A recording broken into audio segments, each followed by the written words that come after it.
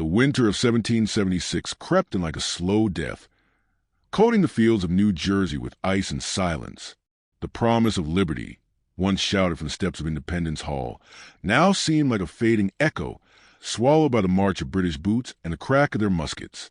The Continental Army, once swelling with eager volunteers, was now a thin and desperate remnant of men who looked more like beggars than soldiers. Their coats were torn and threadbare, their shoes long since worn through.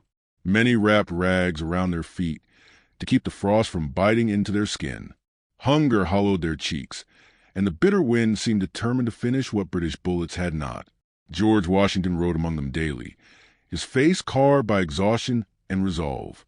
He had led them across the Delaware into New Jersey, retreating step by step before an enemy that seemed unstoppable. Each town abandoned felt like a confession of defeat. Each frozen river crossed a reminder that the rebellion's survival was measured not in victories, but in how long they could avoid destruction. Desertions grew with each passing night. Some soldiers slipped away under cover of darkness, seeking warmth and bread at home. Others simply collapsed by the roadside, unable to march any farther. What remained of Washington's army was a threadbare force, numbering barely a few thousand men, their enlistments expiring at the end of the year. Without a victory, without a miracle, the Revolution would not survive into spring. In Philadelphia, the Continental Congress had packed its records and fled, fearful that British troops would soon march through the city's cobblestone streets. Lawmakers who had once spoken boldly of independence now whispered of terms and reconciliation. Even Benjamin Franklin, that tireless voice of American resolve, confessed to friends that the cause was in mortal danger. Across the ocean, the British press wrote confidently of the rebellion's imminent collapse. In London's coffee houses, politicians debated how severely to punish the colonies once they returned to the king's fold. They spoke as if the war was already over. The British generals had reason to believe it. Their armies, hardened by decades of imperial conquest, had swept through New York with ease, scattering Washington's forces and capturing Fort Washington and Fort Lee. Thousands of Continental soldiers had been taken prisoner, their ragged uniforms paraded as trophies through British camps. General William Howe, the commander-in-chief of His Majesty's forces in America, believed the rebellion was broken. One final blow, perhaps in the spring, and the colonial resistance would shatter completely. Yet Washington refused to let the fire die. In the flickering glow of campfires along the Delaware River, he paced and planned, searching for any way to keep his army alive.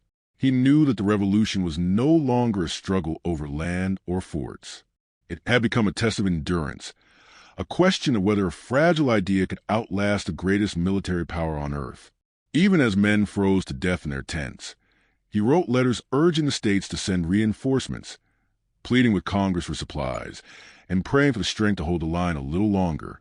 Morale was nearly gone, yet something stubborn still burned beneath the despair. The soldiers who remained were not fighting for pay. There was none, nor for comfort, which they had long since abandoned. They fought because they had staked everything on a dream, and there was no life left for them under the king's rule.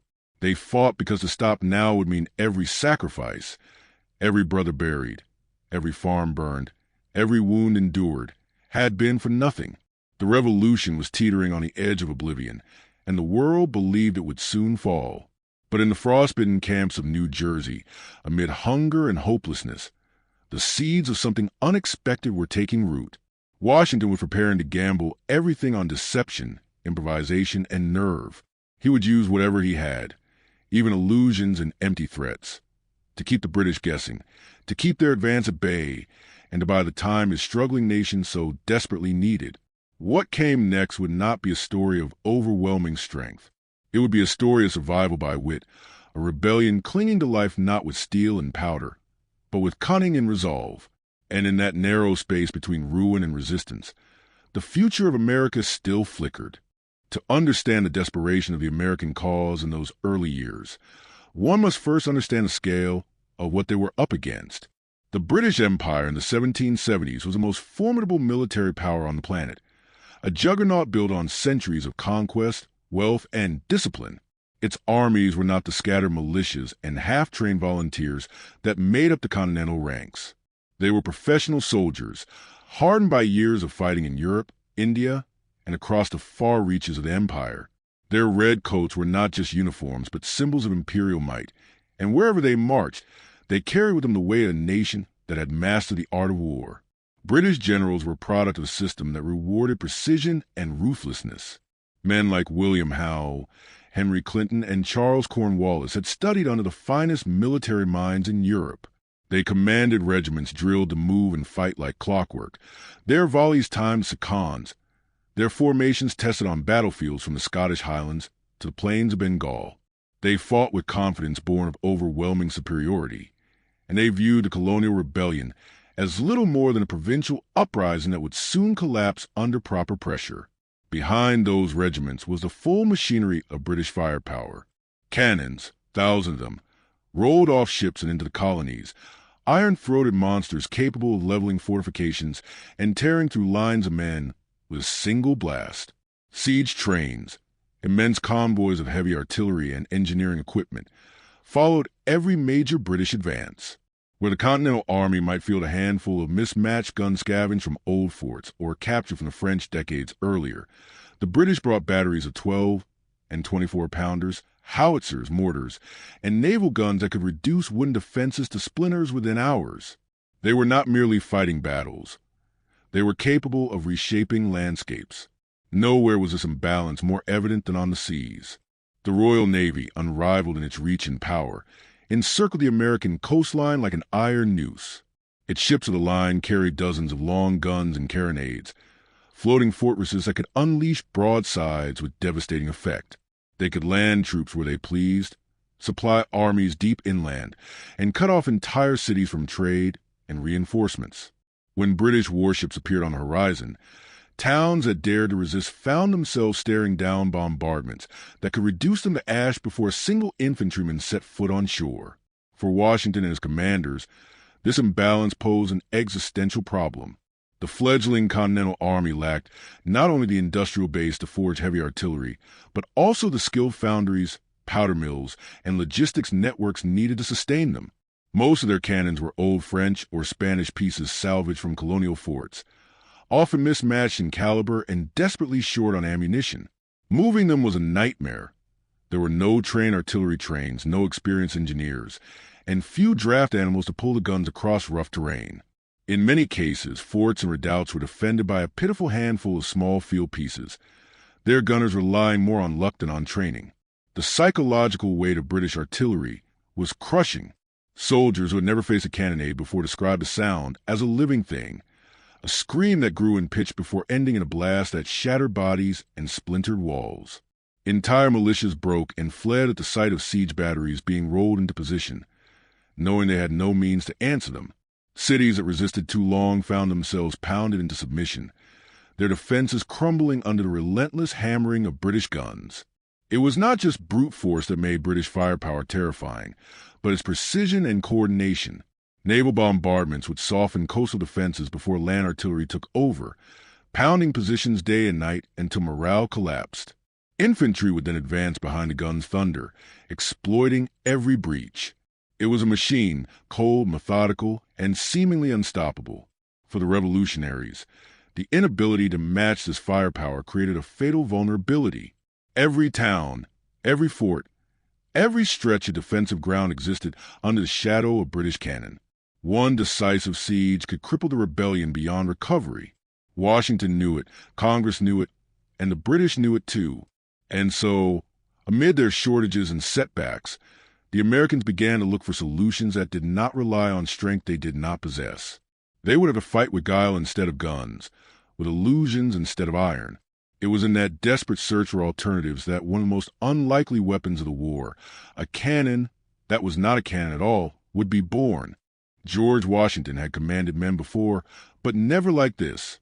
He had faced hunger, desertion, and the chaos of an untrained army, yet nothing tested him as deeply as the reality of fighting a war without the tools to wage it. Every map he unrolled, every report he read, told the same bleak story. There were too many places to defend, and too few guns to defend them with.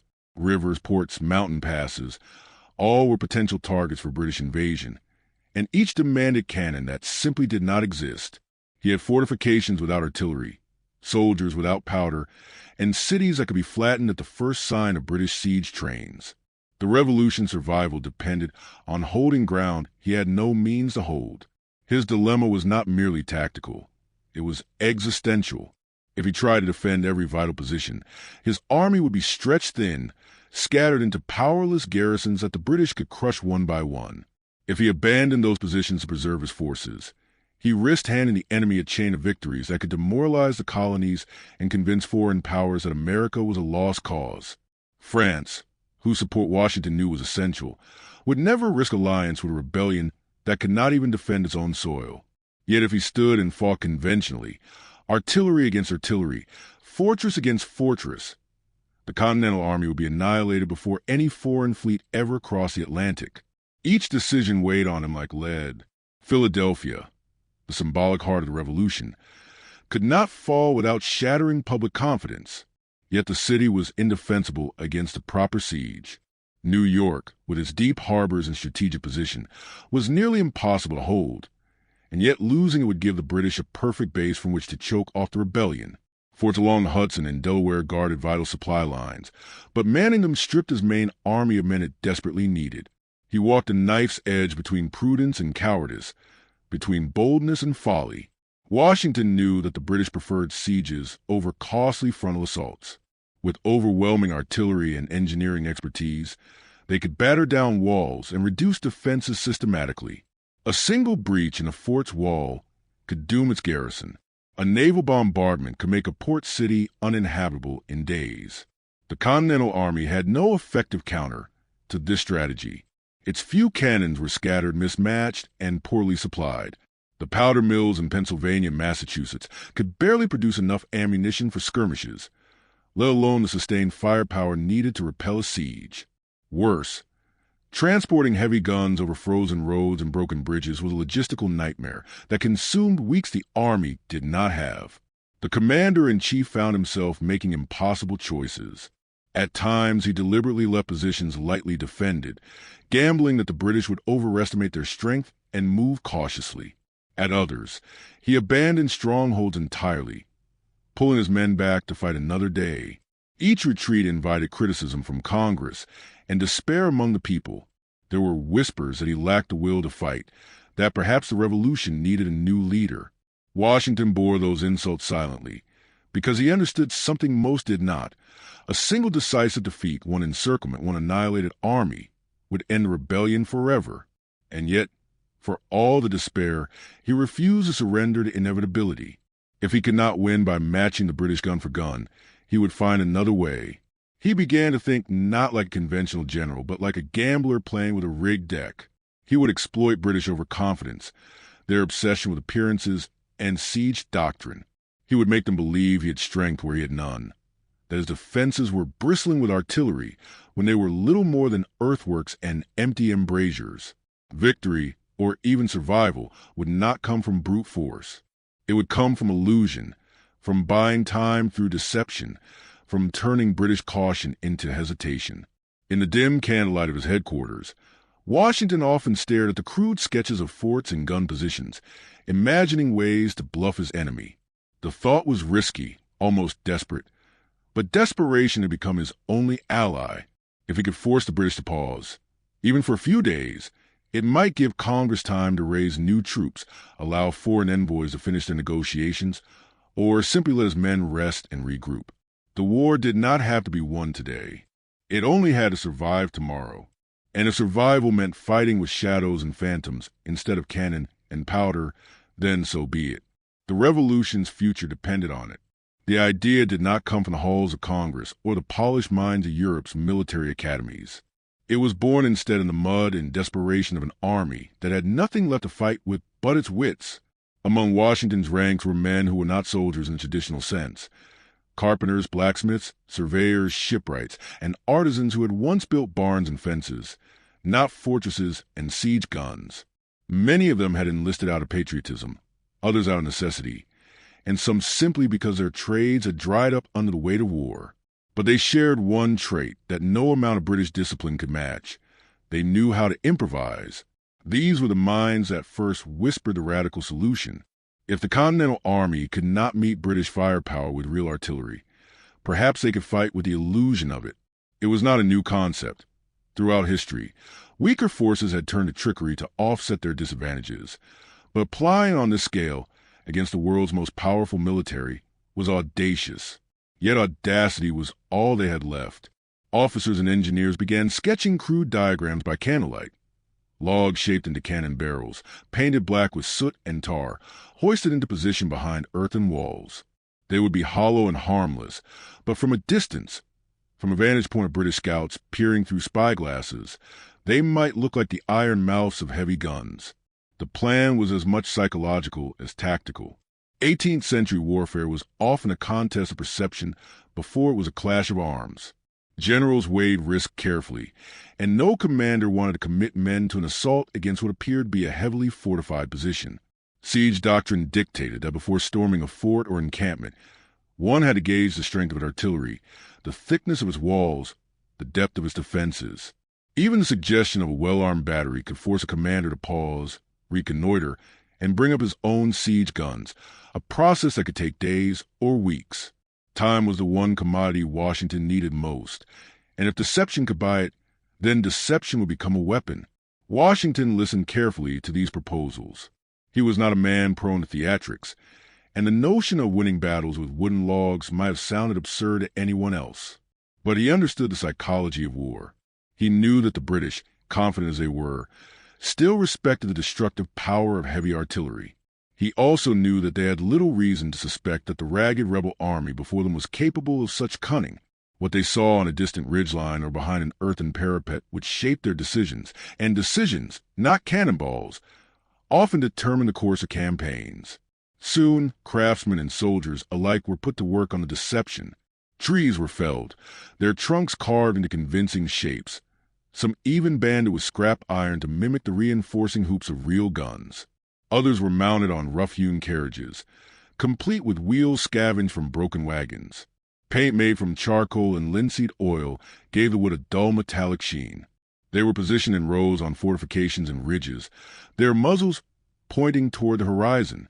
From a distance of half a mile, through the haze of powder smoke or the distortion of a spyglass, they looked every bit like the real thing. Spies and scouts were quietly dispatched to ensure that British patrols caught sight of the new batteries. Rumors were allowed to circulate in taverns and villages of new shipments of French cannons arriving from abroad. Every illusion was reinforced by another layer of misinformation, a web of half-truths and deliberate lies that would shape British expectations before a single shot was fired. The Continental Army, once mocked for its weakness, now cultivated an image of hidden strength. It was a gamble, and everyone involved knew it. If the British pressed too close, if they brought their siege guns within range, the ruse would be exposed in an instant. But if it worked, if it caused even a moment's hesitation, it could change the tempo of the war. That hesitation might allow Washington to move troops under cover night, to reposition his meager artillery where it was truly needed, or to withdraw before an overwhelming force could encircle him. This was the genius of deception. It did not need to destroy the enemy to succeed. It only needed to make them doubt. And in the long shadow of British power, doubt was as valuable as any cannon. The decision to fight with illusions marked a turning point in the war. It was an admission that brute strength alone would not save the revolution, but also a declaration that wit, resourcefulness, and imagination could stand where iron could not. In the cold reality of 1776, when powder was scarce and hope scarcer, a hollow log painted black might prove more powerful than the heaviest gun in the king's arsenal. They were born not in foundries or armories, but in the forests of New England and the backyards of colonial towns. The first Quaker guns, as they came to be called, were crude at a glance, nothing more than logs cut from felled trees, hollowed, shaved, and shaped into the likeness of artillery pieces. Yet for all their simplicity, they embodied something far more sophisticated, a weapon forged from imagination and necessity. Their name was a quiet joke with sharp edge. The Quakers, known for their steadfast commitment to nonviolence, would never take up arms. And these cannons, too, would never fire a shot. But like the sect they were named after, they could exert power without ever resorting to violence. The process of creating them was an act of ingenuity and patience. Craftsmen selected the straightest, strongest trunks they could find. Oak and chestnut were favored, and stripped them of bark. They were carved and tapered to mimic the shape of real cannons, their muzzles hollowed just enough to cast convincing shadows from a distance. To make them more believable, blacksmiths added iron bands scavenged from wagon wheels or old barrels, giving them the appearance of reinforced metal. A coat of tar, soot, and oil gave them a dull, metallic sheen, and some were even fitted with rudimentary trunnions and mounted on makeshift carriages built from scrap timber. What had once been part of trees standing silently in a colonial forest now looked, from the right vantage point, like a 12-pounder ready to unleash destruction. Their placement was as important as their construction. Washington's officers knew that 18th century warfare was a spectacle as much as a science. Armies assessed one another long before the first shots were fired, studying the angles of earthworks, the number of visible guns, the depth of trenches, and the positions of troops. An imposing defensive line, even if it was hollow at its core, could force an attacker to halt, rethink, or delay. The decoys were positioned atop ridges behind parapets and along the walls of forts where they would catch the eye of enemy scouts. Care was taken to ensure they were partially obscured by earth or brush, enough to lend credibility, while hiding the absence of iron and fire behind their facades. The deception worked because it spoke directly to the psychology of 18th century commanders. Siege warfare was expensive, grueling, and deeply calculated. No general would willingly hurl his men into maw of an entrenched position bristling with artillery unless he was certain of success. A single miscalculation could cost hundreds of lives and weeks of preparation. When British scouts peered through their spyglasses and saw rows of dark muzzles glinting in the sun, they did what any trained officer would do. They reported a formidable battery, likely too strong for an immediate assault. And in that brief hesitation, in the days or weeks it took for engineers to plan a siege or for heavier guns to be brought forward, Washington gained the most precious resource he could hope for: time. The Quaker guns became more than just a clever trick. They were a symbol of the Continental Army's resilience. Here was an army that could not match the British in firepower, that could not produce the iron cannons that lined the decks of Royal Navy ships, yet found a way to project strength anyway. They turned poverty into deception, weakness into appearance, and in doing so, rewrote the terms of engagement. Even British officers, embarrassed by how often they were misled, grudgingly admitted the ingenuity of the tactic. Reports circulated of entire regiments held back by nothing but wood and paint, of fortifications bypassed because commanders believed they faced formidable artillery. There were risks, of course. If the British advanced close enough to inspect the guns, or if a battle drew them within musket range, the ruse would be exposed in an instant. But the Americans rarely intended to hold those positions indefinitely. The decoys were tools of delay, meant to buy hours or days, time enough to evacuate a city, reposition real artillery, or move troops undetected. They were as much instruments of misdirection as a defense, shifting British attention toward phantom threats while Washington's real plans unfolded elsewhere. What began as a desperate improvisation soon became an indispensable part of American strategy. Soldiers and civilians alike learned to recognize the telltale shape of a Quaker gun perched on a fort's wall, a silent guardian that never fired but often saved lives. It was a perfect expression of the Revolution itself, a rebellion built not on overwhelming strength but on cunning, adaptability, and a belief that appearances could be as powerful as reality. In a war where every day of survival brought the colonies closer to independence, even a hollow cannon carved from a tree could change the course of history. Before the tactic became a formal part of Washington's strategy, it was already proving its worth in the heat and humidity of the southern colonies. Nowhere was this clearer than in Charleston, South Carolina, a port city that had become both a vital lifeline for the rebellion and an irresistible target for British commanders. By 1776, Charleston was more than a symbol. It was a gateway to the southern colonies, a hub for trade, and a strategic anchor on the Atlantic coast. If it fell, British ships could flood the region with troops and supplies, severing the rebellion from within. But Charleston's defenders faced the same grim reality that plagued every American stronghold. They simply did not have enough artillery to hold the city if the British came in force. The militia commanders knew their defenses were woefully inadequate. The palmetto log fortifications built along the harbor were sturdy enough to absorb cannon fire, but their gun emplacements were largely empty. Real artillery was scarce and scattered, and the guns that did exist were often old, mismatched, or mounted on crude carriages that threatened to splinter under recoil. A British reconnaissance fleet appeared offshore, and scouts reported that preparations for a siege were underway. Panic rippled through the city. A direct assault would overwhelm them in days. But instead of despairing, Charleston's defenders decided to fight with appearances. Under cover of night, they felled pine and cypress trees from nearby forests and dragged them into the city.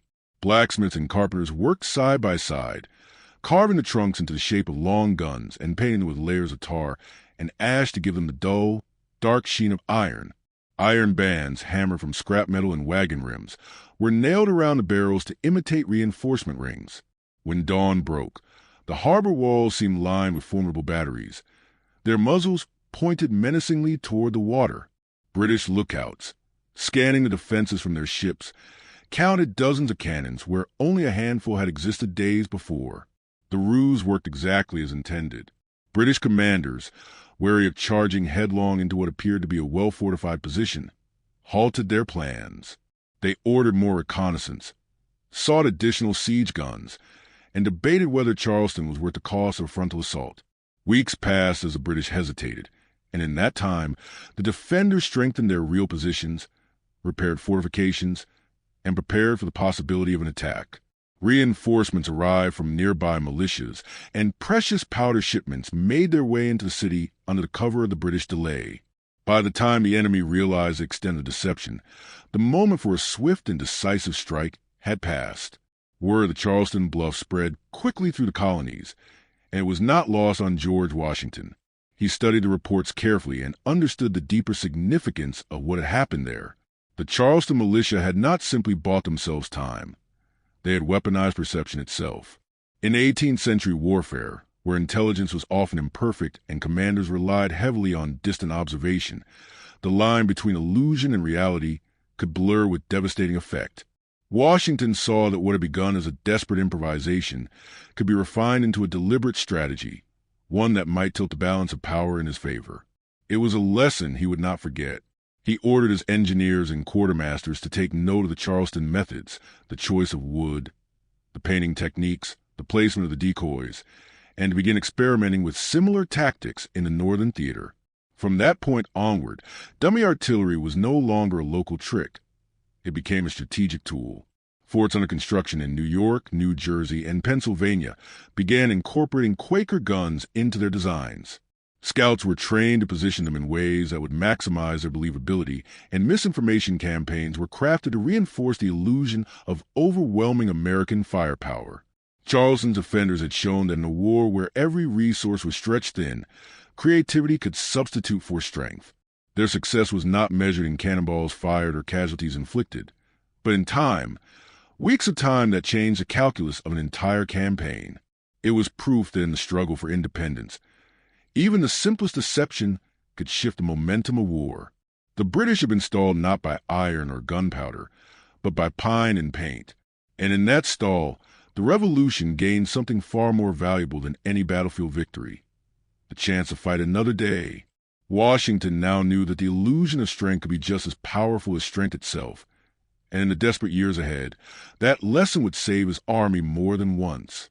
The night of March 4th, 1776, was bitterly cold, the wind off the harbor cutting through layers of wool and leather as Washington's men worked in near silence. Every sound had to be muffled, every movement concealed under darkness.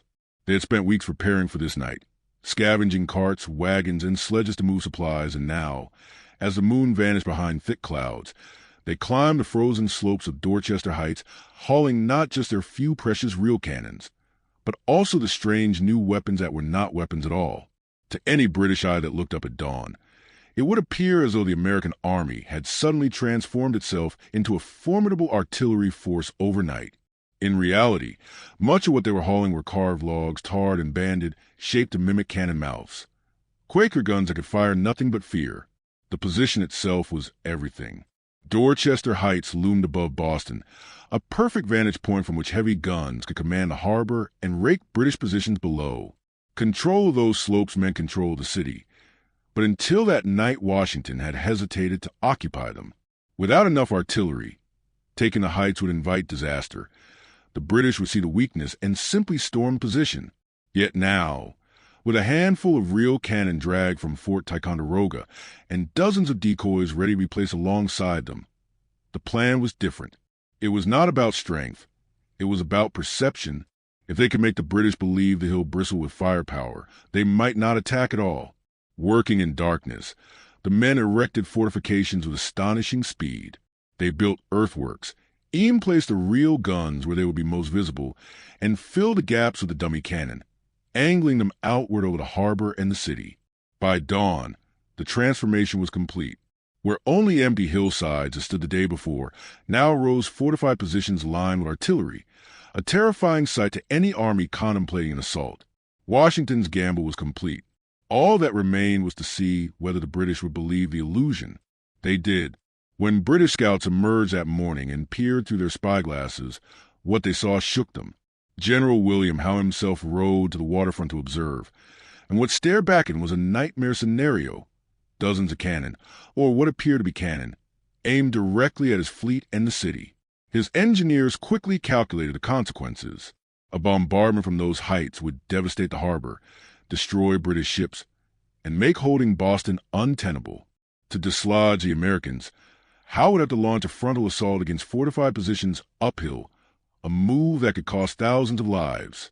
Memories of Bunker Hill, where British troops had suffered staggering casualties despite victory, weighed heavily on his mind. The risk, he concluded, was unacceptable. Howe hesitated, and that hesitation changed the course of the war. For nearly 2 weeks, the British deliberated, bringing up artillery and considering an assault. But each day the American positions looked stronger, more impregnable. They could not know which of the cannon were real and which were logs. They could not be certain how much firepower Washington truly possessed. That uncertainty was enough. On March 17, 1776, after nearly a year of occupation, British troops and loyalist civilians boarded ships and sailed out of Boston Harbor. The city was liberated without a single pitched battle, without a siege, without the bloodshed that would have been inevitable if the Americans had been forced to fight on British terms. The success at Dorchester Heights became one of Washington's proudest strategic victories, not because it was won with overwhelming force, but because it was won with imagination. The Quaker guns, standing silently alongside their iron counterparts, had done what armies often fail to do. They had made the enemy fear a fight before it began. In an age where the mere appearance of artillery could shape the decisions of generals, the illusion proved as powerful as reality. The evacuation of Boston was more than a tactical triumph. It was a statement to the colonies, to Britain, and to the world that the Continental Army could outthink its enemy even when it could not outgun them. It showed that discipline and creativity could compensate for shortages of men and material. And perhaps most importantly, it gave Washington and his men something they had not felt in months: momentum. The retreat across New Jersey had been forgotten, the defeats overshadowed by a victory born of wit rather than firepower. From the slopes of Dorchester Heights, the revolutionaries looked down upon the harbor and saw empty waters where the British fleet had once anchored. Their hollow cannons, carved from the forests of New England, had forced an empire to retreat. It was proof that the war could be fought, and won not just with muskets and powder, but with shadows and the fear they cast. In a war where firepower was scarce and every musket ball had to be accounted for, appearances became one of the most valuable weapons the Continental Army possessed. Washington and his officers quickly realized that British caution, born from centuries of siege warfare and meticulous military tradition, could be turned against them. 18th century generals were taught to fight wars methodically. They did not charge blindly into fortified positions or advance without intelligence. They observed, they measured, and they planned. A misjudged assault against entrenched artillery could cripple a campaign. And so, they studied every ridge, every fort, every shadow on the horizon before they moved. The Americans learned to feed that caution and make it work to their advantage. A single cannon placed on a hill was not just a weapon. It was a message. It told the enemy that the ground was defended, that to approach would invite destruction. A dozen cannon barrels, even if half of them were carved from pine, sent a far louder message. British scouts, peering through telescopes from a mile away, had little chance of distinguishing iron from wood, especially when the barrels were positioned behind earthworks and half hidden by brush. Once the report of heavy artillery reached the ears of a British commander, the momentum of their campaign slowed. Engineers would be summoned, maps would be redrawn. Supply wagons carrying siege guns, heavy, slow, and cumbersome, would be ordered forward. What might have been a quick advance became a deliberate, time-consuming operation. It was in these pauses that Washington found his greatest opportunities. Every day a British column waited, uncertain of what lay ahead, was a day the Continental Army could use to strengthen its defenses, move reinforcements into place, or even slip away entirely. A ridge line with Quaker guns might hold an enemy in place for a week, long enough for Washington to march his men to safety under the cover of night. A fort bristling with wooden cannon might deter a naval bombardment until bad weather forced the British to withdraw. Again and again, the Americans learned that it was not the strength of their positions that mattered, but the belief in that strength. This reliance on appearances also exploited the rigid structure of British military thinking. Officers in the King's Army were trained in the science of siegecraft, a slow and calculated process that required careful assessment of enemy defenses. Assaulting an entrenched battery without adequate artillery preparation was considered reckless, even suicidal. A single misstep could result in catastrophic losses and tarnish a commander's reputation beyond repair. Washington's officers understood this fear and used it. They deliberately placed dummy cannon in locations that would seem strategically significant, commanding high ground, guarding river crossings, or covering approaches to key roads. These positions might have been defended by little more than a few hundred men and a handful of real guns, but to British observers, they looked like formidable bastions that demanded careful siege preparation. The tactic also exploited a second British vulnerability: logistics. Siege guns were not easily moved. They were heavy, slow, and required extensive support trains to transport powder, shot, and engineering tools. Ordering them forward could delay an advance by days or even weeks, especially in rough terrain or during poor weather. Many times, by the time the British artillery finally reached its position, the Americans had already vanished, leaving behind empty redoubts and rows of hollow logs staring silently across the field. The embarrassment of having prepared for a siege against a phantom defense was not lost on British officers, but by then the damage had been done. The delay had cost them momentum, stretched their supply lines, and allowed the rebels to regroup elsewhere. The Continental Army became adept at weaving these illusions into their broader strategy. Sometimes they used them as a feint, drawing British attention toward a strong position while real forces maneuvered elsewhere. Other times, they were employed defensively, buying precious time to reinforce a weak point or cover retreat. The British never knew which threats were real and which were staged, and that uncertainty itself became a weapon. It bred hesitation, and hesitation in war could be fatal. What made this tactic so powerful was not the physical deception alone, but the psychology behind it. The British were not cowards. They were professionals, trained to respect the power of artillery and the consequences of underestimating it. The Americans did not need to overpower that respect. They only needed to manipulate it.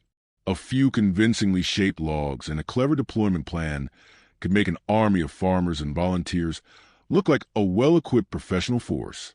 It was a lesson repeated across countless battlefields. In a war fought between the world's greatest military power and a desperate insurgent army, victory would not always belong to those with the most guns. Sometimes it would belong to those who best understood how to make their enemy fear them, even when there was nothing there to fear. The winter of 1777 was as bitter as the one before, and with it came a campaign that would test every ounce of cunning George Washington possessed. The Continental Army, battered and exhausted from months of retreat and skirmish, faced a British force that seemed determined to finish the war before the thaw of spring. Cornwallis, commanding a large contingent of British regulars, had driven Washington across New Jersey in a relentless pursuit. By the first days of January, he believed the rebel army was cornered at Trenton, trapped against the Delaware River with no way out. He prepared to deliver the final blow, a crushing assault that would destroy the Continental Army once and for all. But Washington was already preparing to vanish. His plan depended entirely on deception.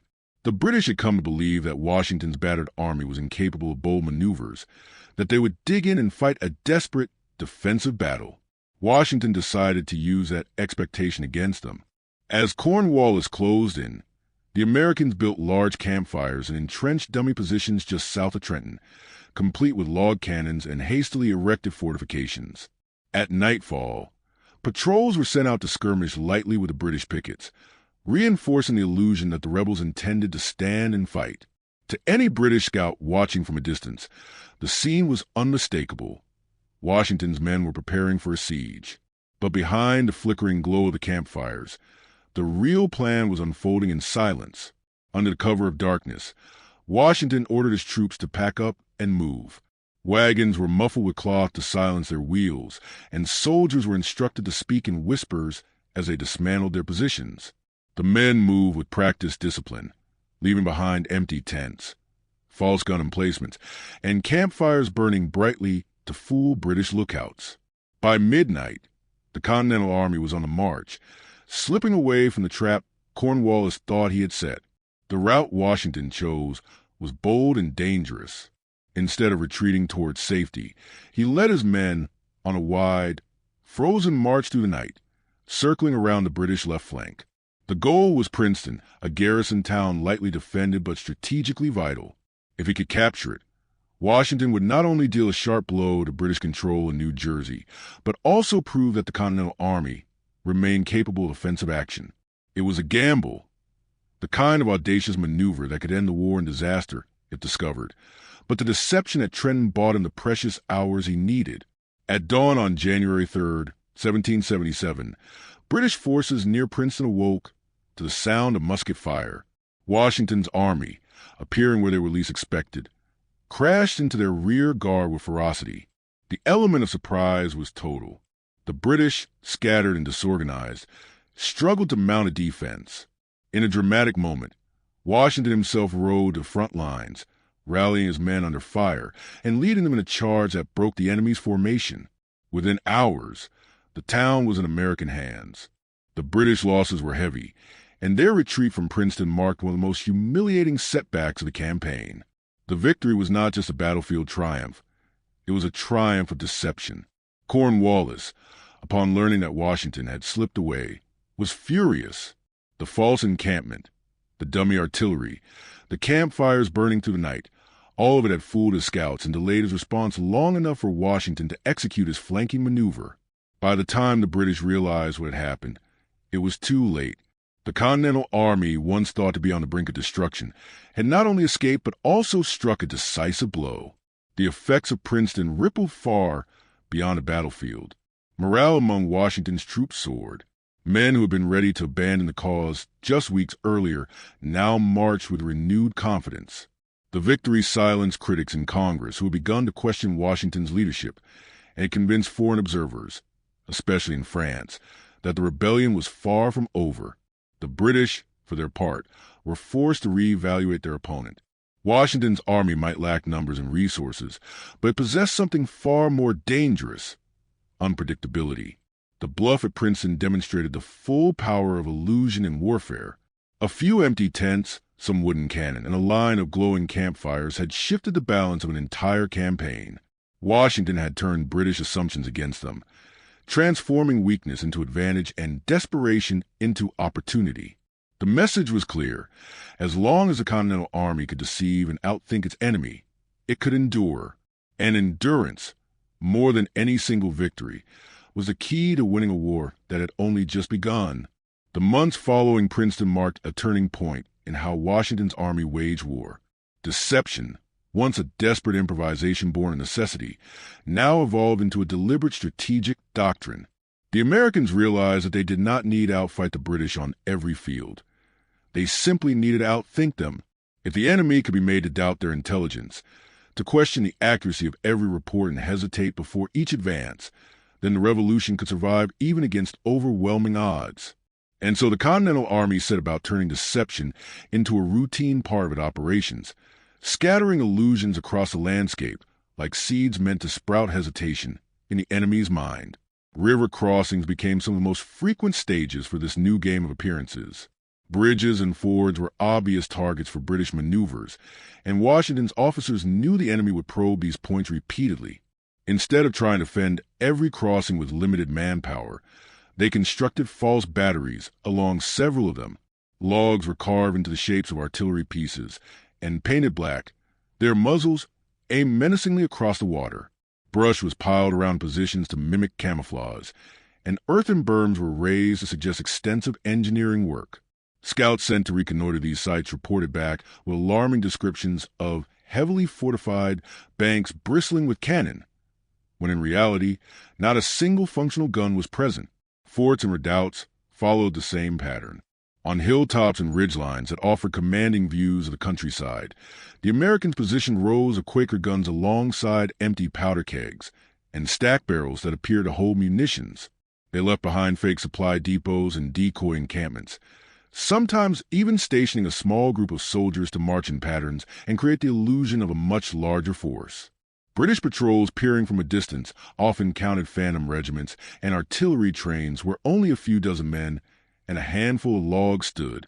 The reports filtered back up the chain of command, each one adding another layer of caution to British plans. The cumulative effect of these deceptions was profound. British generals, unsure of the true strength of the positions before them, became increasingly hesitant to commit their troops without overwhelming support. Entire columns were delayed for days while engineers surveyed false fortifications, or siege artillery was brought forward to bombard empty hills. Cavalry units sent to scout American positions often found themselves skirting wide around supposed artillery emplacements that were nothing more than tarred wood. Even when the British pressed forward and discovered the ruse, they could never be certain if the next report of formidable defenses was another bluff or a deadly ambush waiting to unfold. This constant uncertainty began to fracture precision of British campaigns. Instead of advancing in tight, coordinated movements, their forces were stretched thin, forced to probe multiple points cautiously rather than driving directly toward a single objective. Commanders diverted troops to flank what they believed were heavily armed positions, leaving their main columns weakened. Supply trains rerouted to avoid fortified river crossings took longer, exhausting their animals and delaying vital provisions. The rhythm of British operations, once so relentless and disciplined, became halting and uneven, marked by pauses, diversions, and second-guessing. For the Americans, every moment of hesitation was a victory. It gave them time to shift their small forces where they were most needed, to fortify real positions while the British wasted effort on false ones, and to launch surprise raids on isolated detachments that had been separated from the main force. It also had a psychological impact that was harder to measure, but no less significant. British soldiers began to speak of the rebels' uncanny ability to appear stronger than they were, of guns that seemed to vanish and reappear, of fortifications that melted away under closer inspection.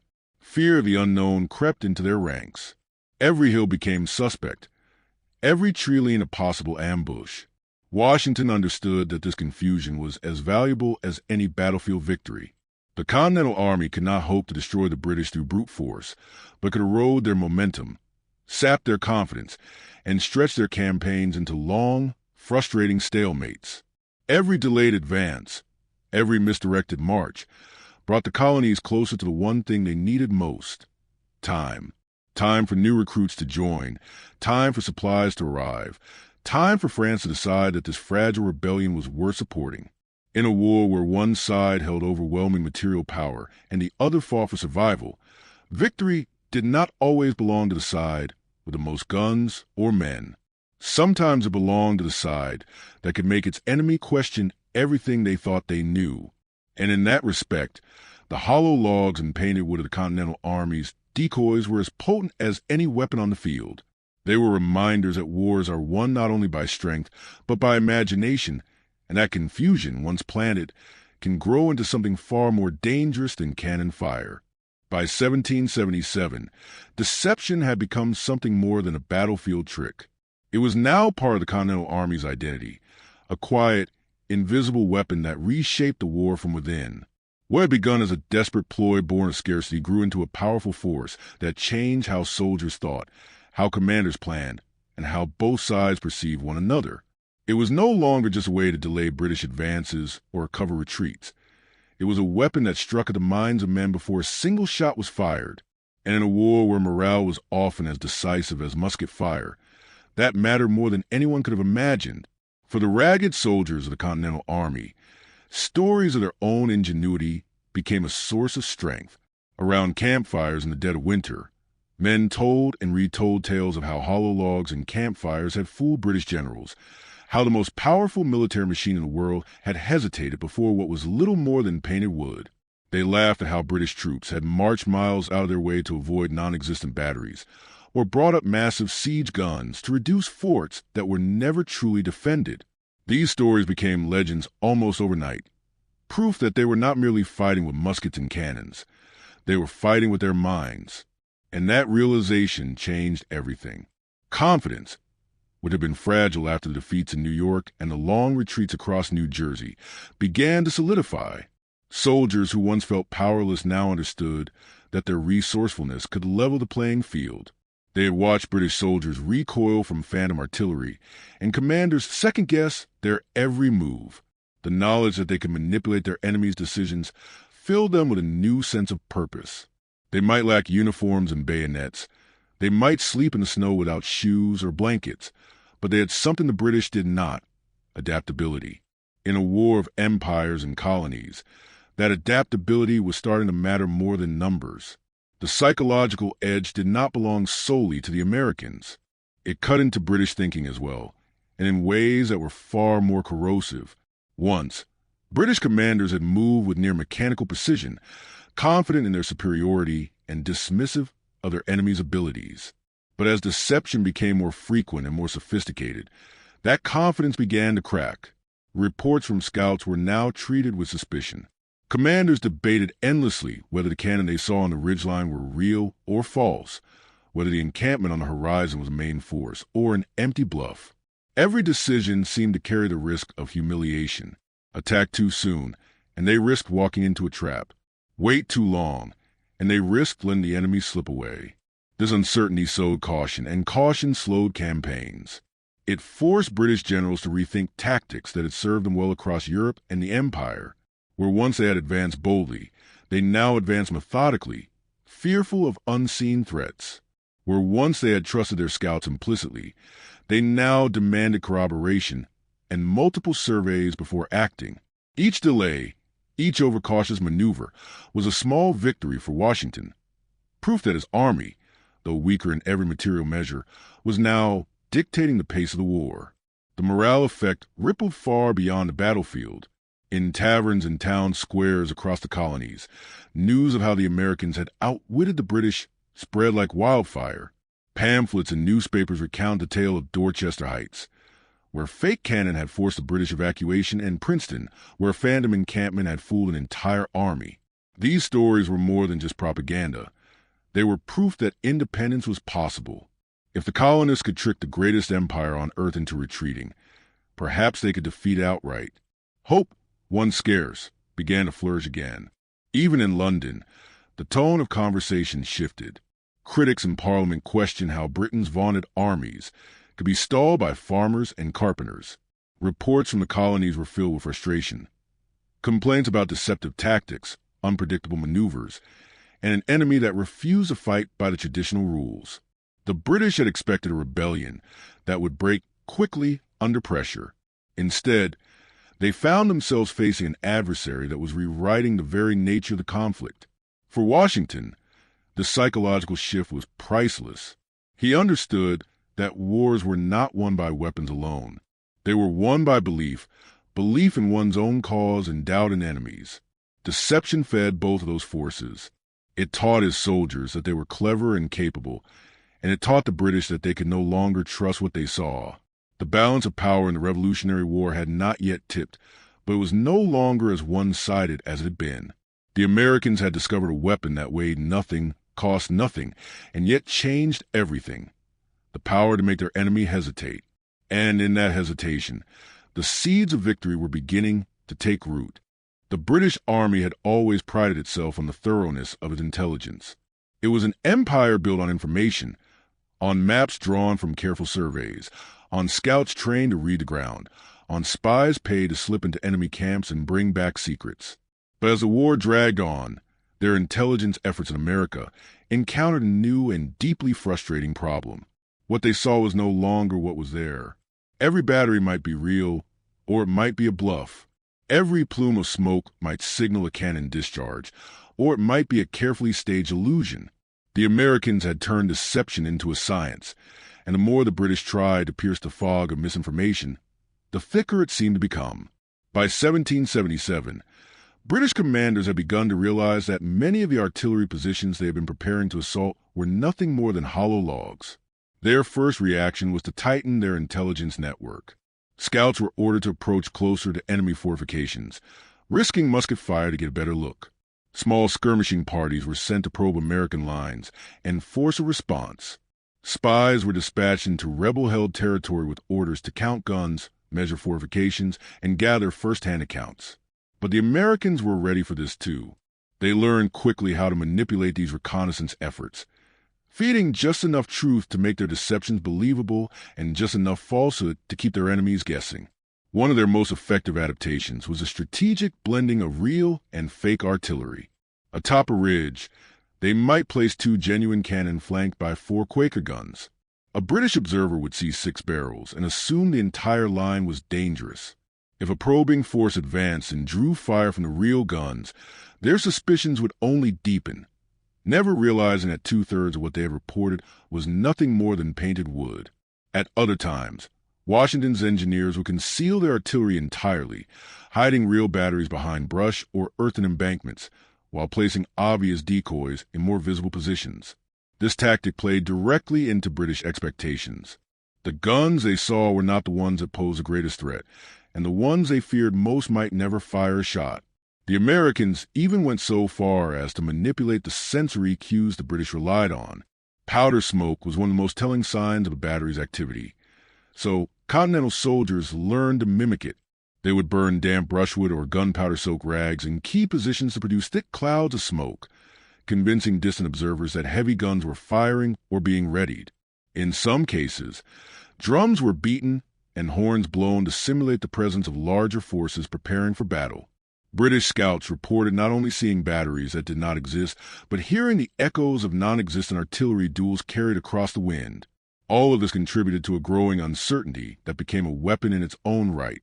British generals could no longer make confident decisions based on what they saw or heard.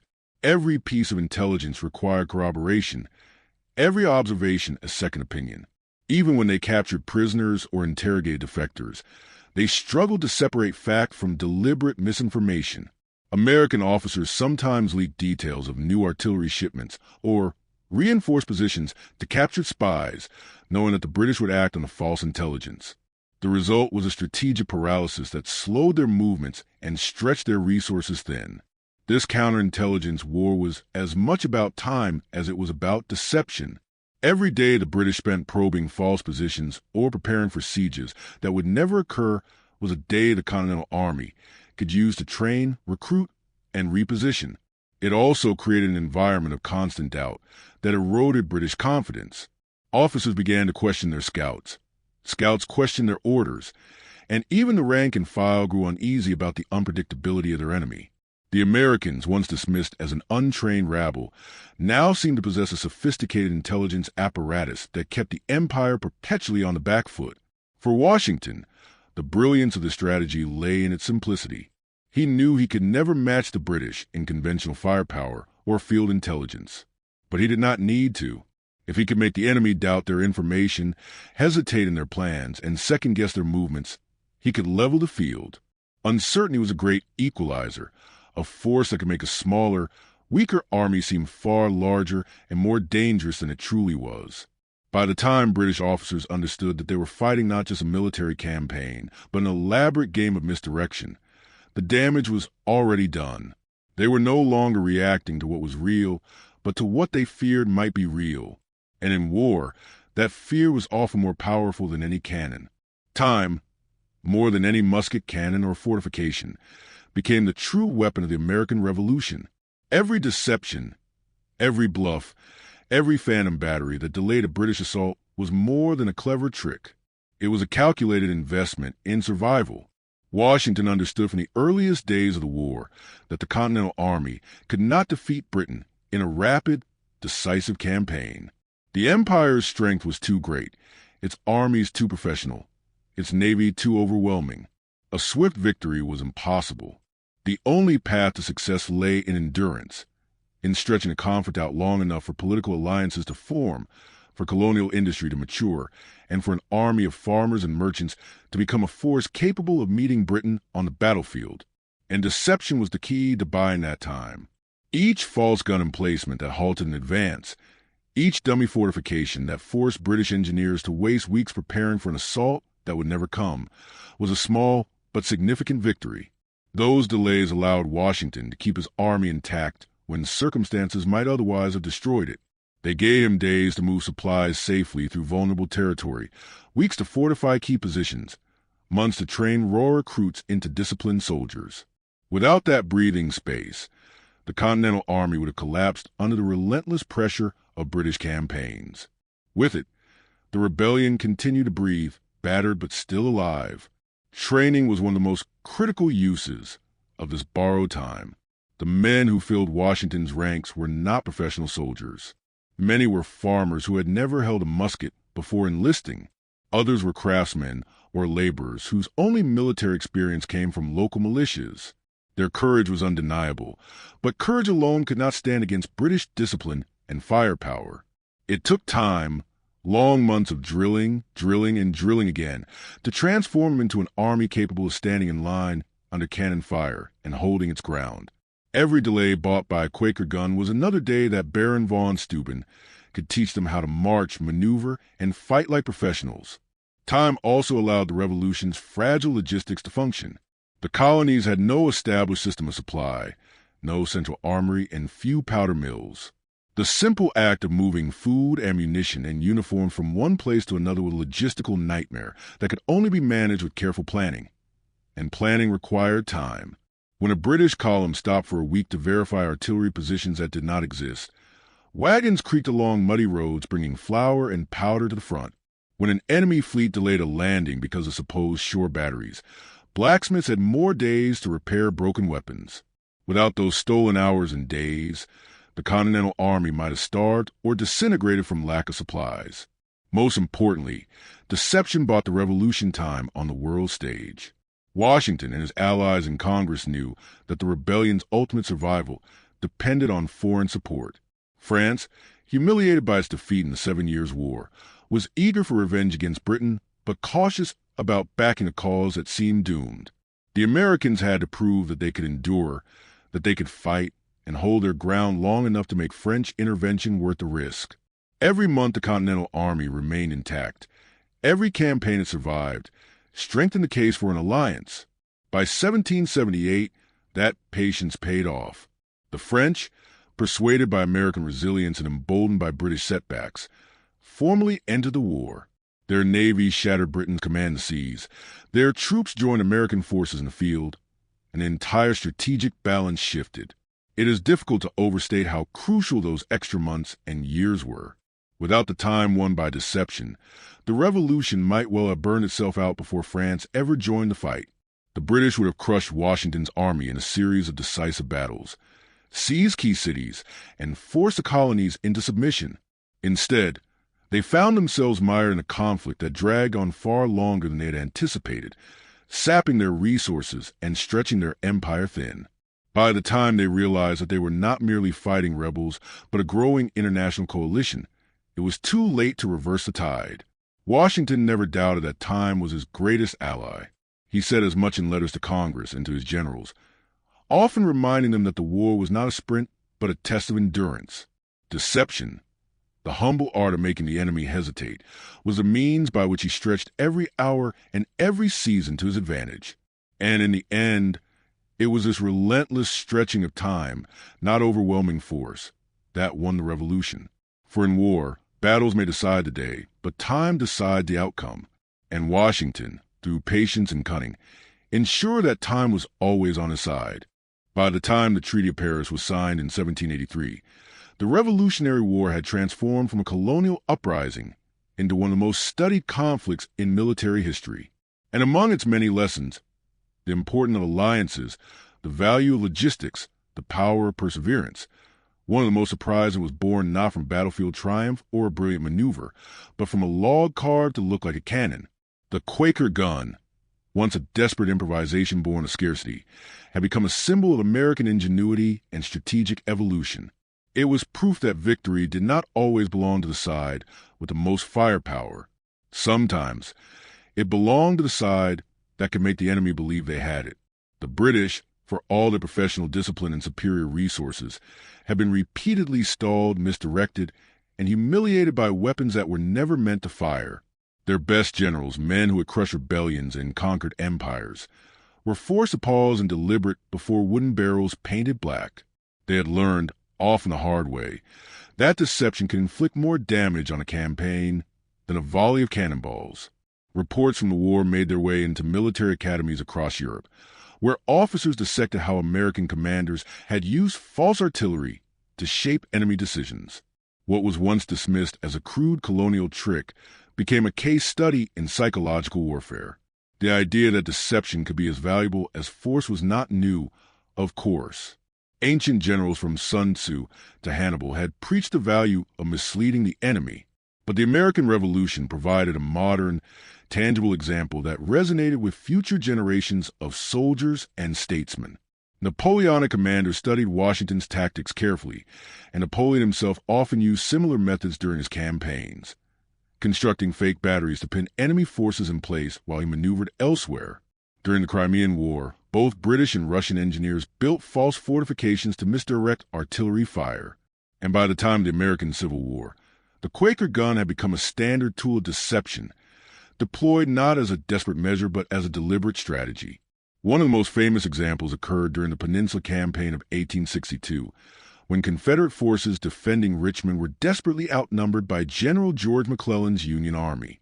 Lacking enough artillery to hold their lines, they filled their trenches with logs painted black and mounted them on makeshift carriages. Union scouts, mistaking them for real guns, reported heavy fortifications ahead. McClellan, already cautious by nature, hesitated, a delay that allowed Confederate forces to regroup and strengthen their positions.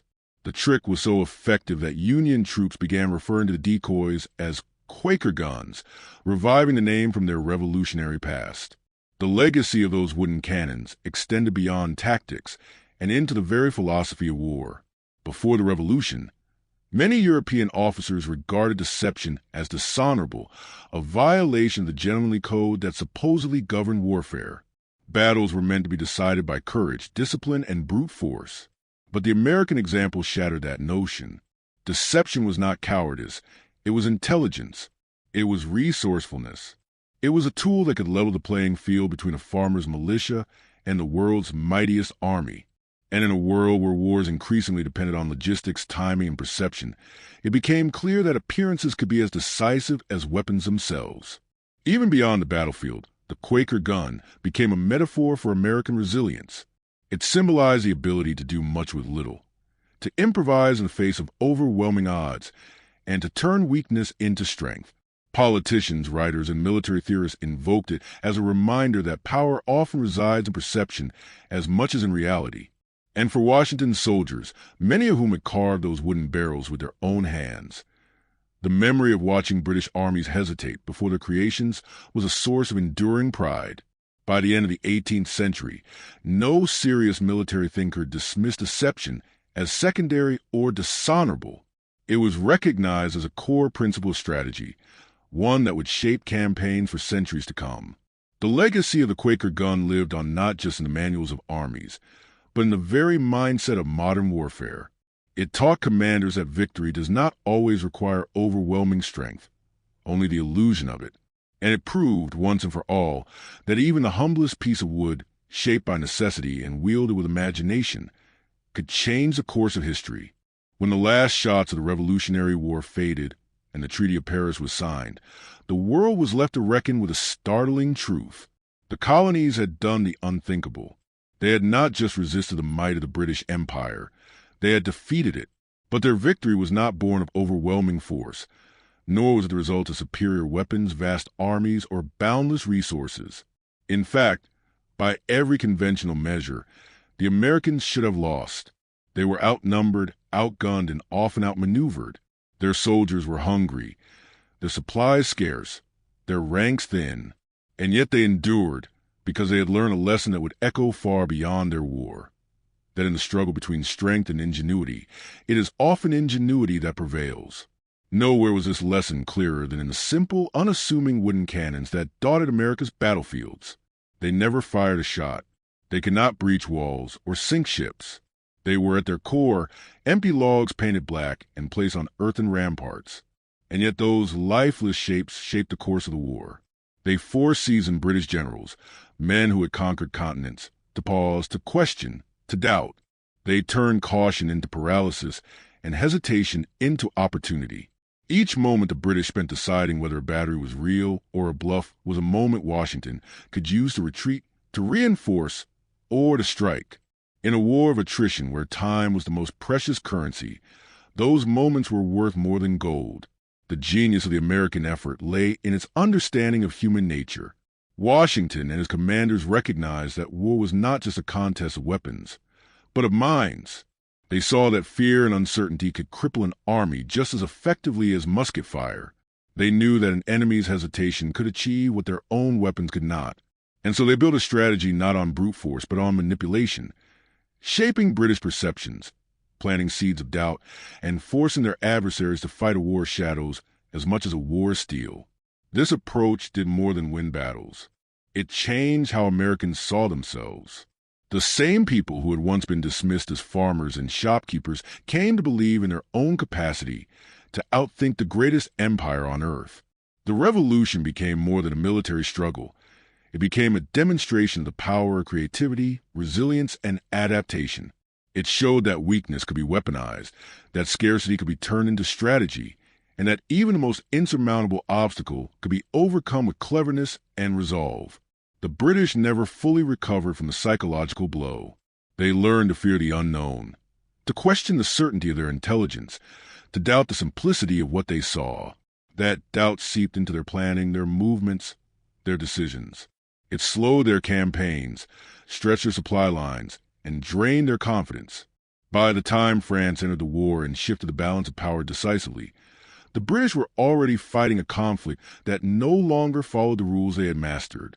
They were fighting an enemy that had redefined the very nature of warfare. The legacy of that transformation endures. It is visible in every act of strategic deception that followed, in the feints and ruses of Napoleon's campaigns, in the camouflage and misdirection of modern battlefields, in the cyber wars of the present day, where perception itself is a battleground. It reminds us that the true measure of power is not always found in the size of an army or the weight of its guns, but in the imagination of those who wield them. The Continental Army's victory was not inevitable. It was earned, painstakingly, through decisions that turned weakness into strength and scarcity into opportunity. A handful of painted logs placed on a hill may seem insignificant against the backdrop of a global empire, yet it was precisely such gestures, small, clever, and calculated, that kept the revolution alive long enough to succeed. In war, hesitation is as real a weapon as cannon fire, and in those pauses lies the fate of nations. The Americans understood that, and in doing so they taught the world an enduring lesson, that intelligence, imagination, and the courage to fight unconventionally can outweigh even the most formidable iron. The United States of America was born not because it was stronger, but because it was smarter, and because, in the spaces between British certainty and American deception, independence took root and grew.